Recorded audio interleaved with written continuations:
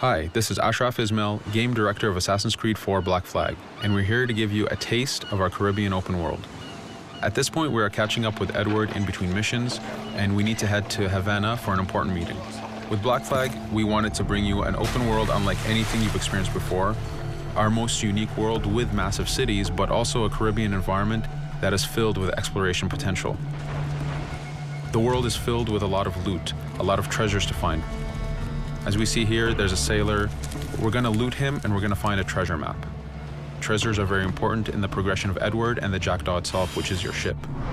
This treasure map is asking us to go to an island called Mysteriosa. Mysteriosa is fairly close by, but as we zoom out, we can see how massive this world really is. We have over 50 unique locations. These are big places that you have a lot of things to find and do. This is the Jackdaw. This is the second main character of the game. This is your baby. You need to take care of it. You need to upgrade and customize it because it's going to be with you for the long haul.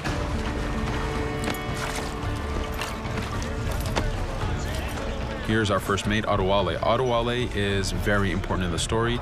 He helps you gain the Jackdaw and gain its crew. In the distance, we can see Spanish and British ships fighting each other. We can jump into that fight and take advantage of them weakening each other off, but instead, we're gonna head to Mysteriosa for that treasure. We can see that there's a storm building up. Storms are very dangerous. They're a big threat in this world. If you don't navigate them properly, you will take damage and you will lose crew members.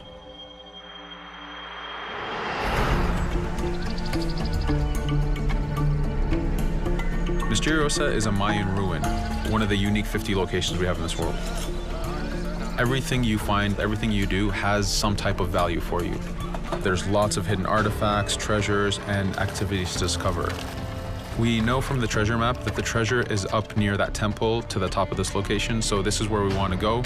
Now, as we get going, we're going to see that there's a lot of guards in our way. We can choose to go in guns blazing and fight, but instead we're going to try to get there as fast as we can. Using Edward's navigation ability, we can scale this temple without a problem. Now that we've reached the top, we know that the treasure is near that fountain.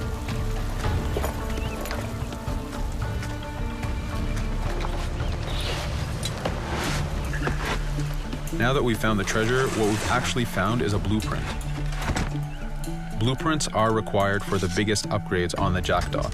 To be able to face the toughest challenges in this game world, you will need to upgrade the Jackdaw to its fullest capacities. You can see a lot of ambient life in this world. Iguana over there, some birds. The world is as filled as possible with tons of ambient life, but also predators.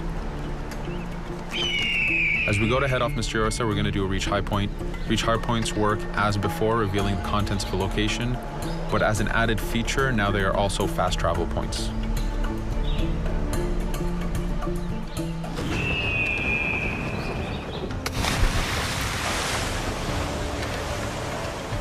So now that we're back in the ocean, we see our British frigate patrolling the area. Using the spyglass, we're able to see that it has a lot of cargo. Cargo is very important for you to get those upgrades. Here, you can see the upgrades that we've done to the naval combat.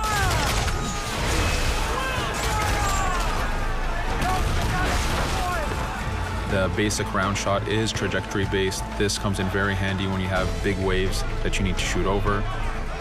By hitting the hull and not the sails, we also expose weak points to do extra damage. As we get in close, we're going to unleash the heavy shot. This is the shotgun in the naval. When a ship is demasted, it's the cue that the ship is now boardable. Virtually every ship in this game world is boardable. Boarding is very important in AC4. As a pirate, this is something you need to do to gain cargo and to plunder the ship. Here, we start the boarding from any angle, any orientation we wish. We have two objectives. One is to take out the crew, so we're going to use the swivel gun. We could have jumped into the water instead. We can climb up the mast and take advantage over the enemy crew.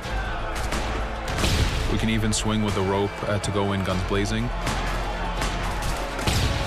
But now that we've taken out some of the crew, we're going to go after the captain using Edward's abilities to navigate.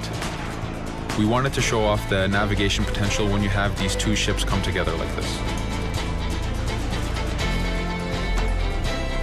Again, seamlessly being able to jump from one ship to another, take out the captain by surprise, and win the boarding. Now that we've won, we can see the loot we've gained on the right side of the screen, but you have 3 options to do with every ship that you plunder. We can release the crew to gain crew members, we can send the ship to our fleet, or we can salvage and repair the ship if we took too much damage during the fight. For now, we're going to gain some crew members.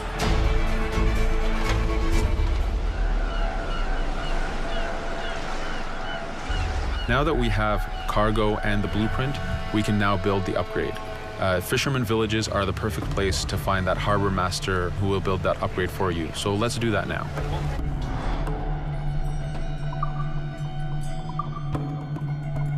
The Jackdaw has many upgrades, 4 weapons, 4 defenses, 4 utilities, and you will need most of these upgrades to take out the biggest challenges in this game world, the biggest enemies to fight.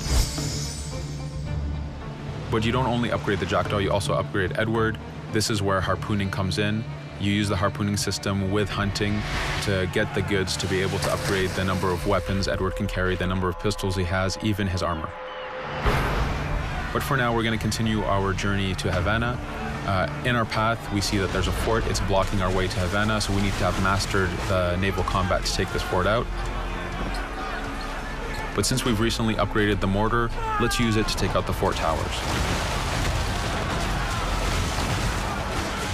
Now that the defenses and the towers are down, we still have to infiltrate the fort, and this is where we see Edward and his crew raiding the environment. We're looking for the fort commander. Taking out the commander gives us ownership over the fort. A fort that you own will work for you. It will attack your enemies. It also unlocks a bunch of side missions that are linked to the fort itself.